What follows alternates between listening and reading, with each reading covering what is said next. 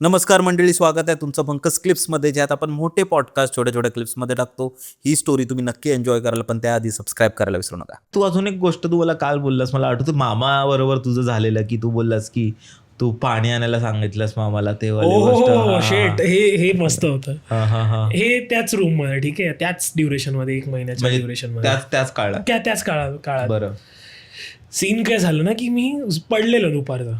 म्हणजे ती 80-20 झोप असते ना, म्हणजे 20% झोप येते मी, आणि 80% अवेअरनेस आहे आजूबाजूला काय चालू पडलाय म्हणजे तू फक्त पडू नये. हा, म्हणजे मला कळेल ना, मामा येऊन झोपला असेल तर मला समजेल की मामा येऊन झोपलाय.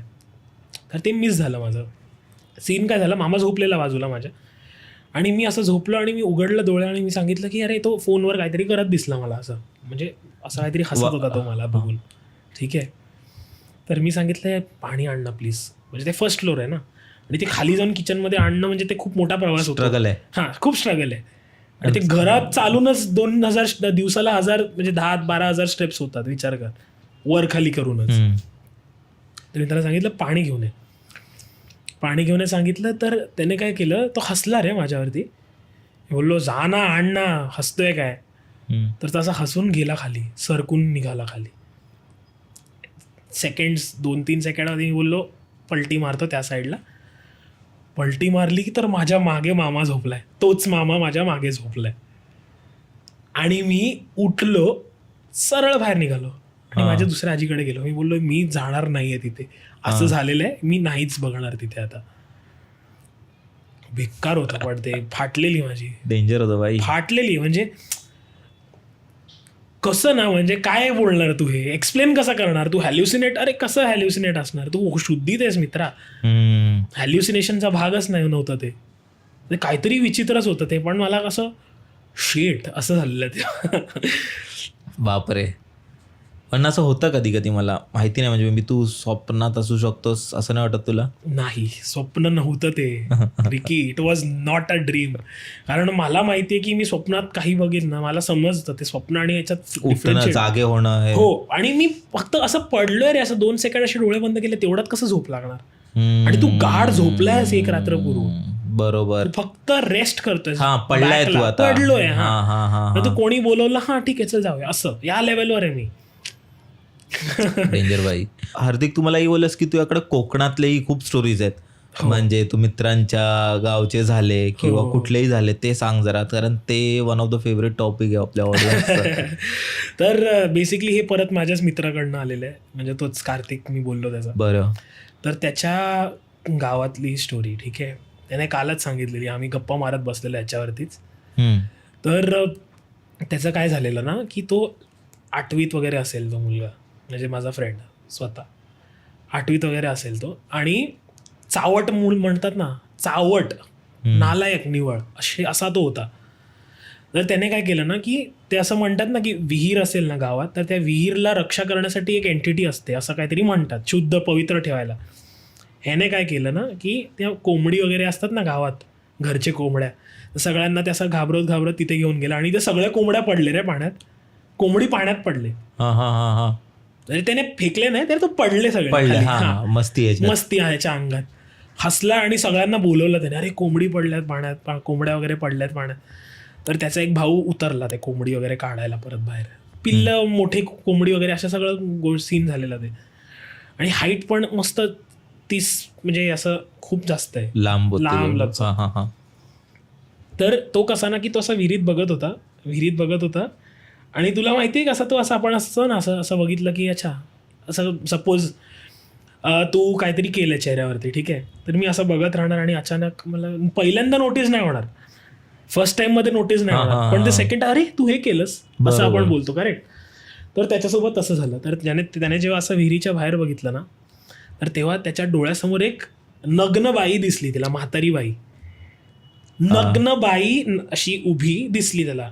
पण त्याला ते असं पटकन स्ट्राईक नाही झालं रे, म्हणजे असं बघितलं, म्हणजे स्ट्राईक नाही झालं त्याला. त्यानं असं बघितलं, असं खाली बघितलं आणि परत बघितलं, बोललं हे गेली बाई, गायब. ठीक आहे, त्याने आत्ता रिसेंटली जाऊन ते घरच्यांना सांगितलं, आता तो असेल 24 वर्षाचा वगैरे, 23-24. तर त्याने आत्ता जाऊन जेव्हा सांगितलं घरच्यांना की असं असं दिसलेलं मला तेव्हा, तर ते म्हणाले की तू जिवंत असलेस ते चांगले, कारण ते पवित्र ठेवण्याचं काम करतं ते, आणि तू अपवित्र करून टाकलंस त्याच्यात कोंबडी पाडून पाण्यात. हा, म्हणजे त्यांच्या विरोधात काही हा. गोष्ट झाली तर ते तिने तुला खेचून घेतलं असतं, जर तू पाण्यात ते कोंबडी काढायला उतरलं असतं तर खेचून घेतलं असतं पाण्यात आणि तुला मारून टाकलं असतं, असं ते. वाचलास. हो, कोकणात भाई अशा असतात बऱ्याच हा रे, गोष्टी आहेत म्हणजे भाई. अनप्रेडिक्टेबल गोष्टी असतात. असं म्हटलं जातं ना बाई की कोकणात त्यांना 14 प्रकारचे असे आत्मा किंवा एंटिटीज आहेत. आणि त्यात तू जे बोललास ना विहिरीत रक्षा करण्यात, त्याला गिरहा म्हणून बोलतात. मुंजा असतो, आता रिसेंटली मूवी आली, असं वीर करून असतो. म्हणजे ह्याच्यावर आपण एक प्रॉपर एपिसोडही केलाय की 14 प्रकारची अशी भूत कोकणातले आत्मा वगैरे. तर तोही तुम्ही नसेल बघितला तर नक्की बघा, आय बटन मध्ये असेल. पण ते आहे, कोकणात तर क्रेझी गोष्टी आहेत भाई. दुसरं कोणतं असं तू ऐकलेलं तिथे? ऐकलेलं आहे. तुला हे माहितीये shape shifter scene? Shape shifter जो आकार बदलतो, त्याचा आकार बदलतो. हा, तर माझ्या गावात परत कर्नाटकाला जाऊ, कोकण कर्नाटका, आणि आपण एक वरती पण कोकण पट्टाच आहे कोकण पट्टाच आहे, पण साऊथ असं महाराष्ट्र, आणि शेवटच्या स्टोरीला आपण वरती जाऊया. बरं, कुठे काश्मीर साईड. म्हणजे माझ्यासोबत घडलेलं बेकार झालेलं ते पण सांगतो थांब. तर काय झालेलं ना की रात्री आधीच्या टाइम मध्ये माझ्या एका आजोबांना सांगितलेलं, ते नाही आहेत आता. तर सीन काय झालेलं, त्यांनी सांगितलेलं बसवून मला की आपल्या गावात असं काहीतरी आहे प्रकार. त्याचं भूताचं नाव नाही माहिती मला काय म्हणतात त्याला, पण ते रात्रीचे अपरात्री हे लोक जेव्हा फॅक्टरीजमध्ये वगैरे कामं करायचे, शेत आणि फॅक्टरी, तर फॅक्टरीवरून ते काम संपवून घरी जाताना ना त्यांना मागणं कोणतरी हाक मारायचं. ठीक आहे, हाक मारल्यासारखं व्हायचं. आणि जेव्हा हे मागे वळायचे ना, तर त्यांना एक असं ब्लॅक छोटाशा लहान मुलासारखं काहीतरी दिसायचं मागे. आणि जसे जसे ते जवळ जातात ना, ते लहान शॅडो मोठा, म्हणजे तो लहान असं गोष्ट जे आहे ते असं वाढत जातं हाईटमध्ये. वाढता वाढता वाढता वाढता ते झाडा एवढा वाढायचा मोठा हाईटमध्ये.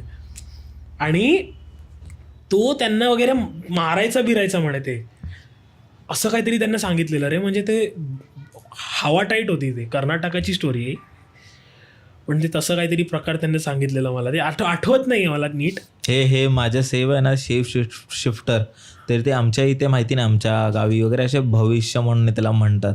तर ते माझे जे आजोबा आहेत ना, म्हणजे आजोबा होते मम्मीचे बाबा, तर माझ्या मम्मीचं आणि पप्पांचं गाव म्हणजे खूप जवळ आहे, म्हणजे हार्डली 5 किलोमीटरचं वगैरे अंतर आहे. आणि म्हणजे रोडनी खूप लांब आहे, पण असं मधल्या रस्त्यातून 4 किलोमीटर वगैरे आहे, जंगलातून वगैरे.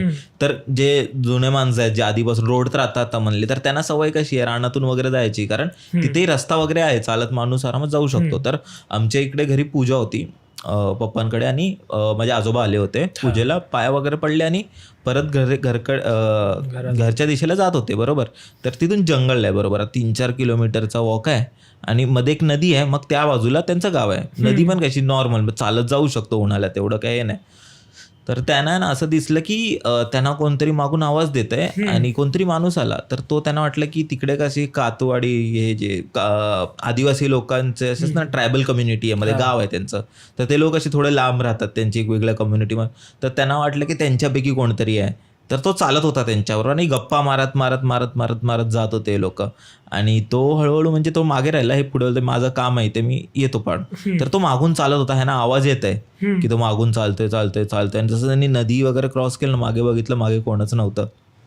तर तसं झालेलं की गेलेलं. आणि मग तेव्हापासून आजोबांना असायला नाही, ते प्रॉपर देवा धर्माचं वगैरे करायचे, ते असे घाबरायचे वगैरे नाही. पण तेव्हापासून त्यांनी ते त्या रस्त्यावरून येणं सोडलं. म्हणजे दिवसा यायचे, कधी यायचं असेल तर सकाळी 10 वाजता वगैरे, आणि मग काम करून लगेच निघून जायचे, पण असं संध्याकाळपर्यंत वगैरे कधी थांबलं नाही. मंडळी, जर तुम्हाला ही स्टोरी आवडली असेल तर डिस्क्रिप्शनमध्ये आम्ही पूर्ण एपिसोडची लिंक टाकलेली आहे, तो चेकआउट करायला विसरू नका. त्यात अशाच प्रकारच्या भरपूर स्टोरीज अवेलेबल आहेत, आणि सबस्क्राईब करायला विसरू नका.